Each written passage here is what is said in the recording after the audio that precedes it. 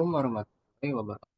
Perkenalkan nama saya Tim 289216. Saya ingin memberikan ujian akhir semester saya mata kuliah analisis laporan keuangan. Analisis arus kas. Uang tunai atau cash merupakan saldo sisa dari arus kas masuk dikurangi arus kas keluar yang berasal dari periode-periode lalu. Arus kas bersih mengacu pada arus kas yang masuk dikurangi arus kas keluar periode berjalan. Arus kas berbeda dengan kinerja akrual. Ukuran arus kas mengakui arus masuk saat kas diterima walaupun dihasilkan, dan mengakui arus kas keluar saat kas dibayarkan walaupun beban belum terjadi.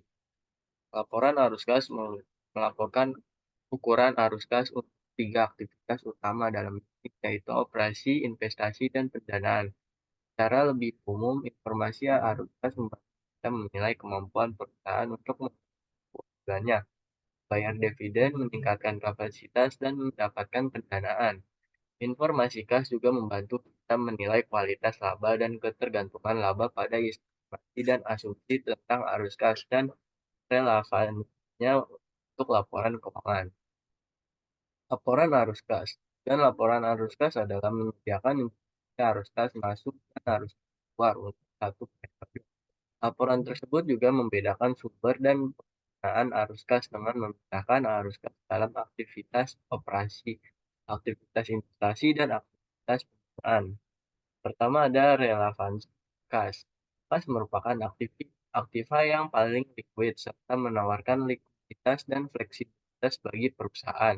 Kas merupakan awal sekaligus akhir siklus operasional perusahaan. Aktivitas operasi perusahaan melibatkan konversi kas menjadi berbagai faktor, seperti persediaan yang digunakan untuk uang dari penjualan kredit, siklus operasi lengkap saat seperti perusahaan melalui proses penagihan yang memungkinkan dimulai siklus operasi baru. B. Pelaporan berdasarkan aktivitas laporan arus kas melaporkan penerimaan kas dan pembayaran kas berdasarkan aktivitas operasi, investasi, dan pendanaan yang merupakan aktivitas utama dalam perusahaan. Dan laporan arus kas. Ada dua metode dalam pelaporan arus kas dari operasi, yaitu tidak langsung.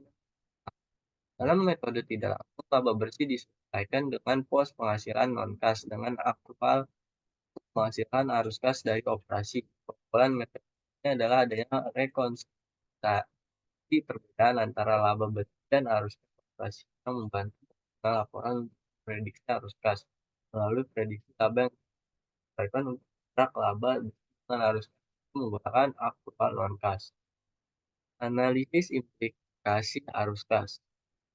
A. Keterbatasan pelaporan arus kas. Keterbatasan pelaporan arus kas meliputi tidak diharusnya pengungkapan terpisah untuk arus kas yang terkait dengan pos luar jasa atau operasi dalam penghentian, bunga dan dividen yang diterima serta bunga yang dikelompok sebagai arus kas operasi.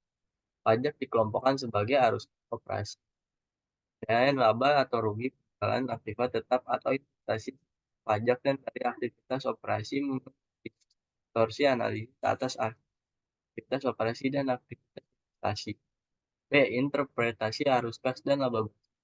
Fungsi laporan laba rugi adalah untuk mengukur profitabilitas perusahaan untuk satu periode.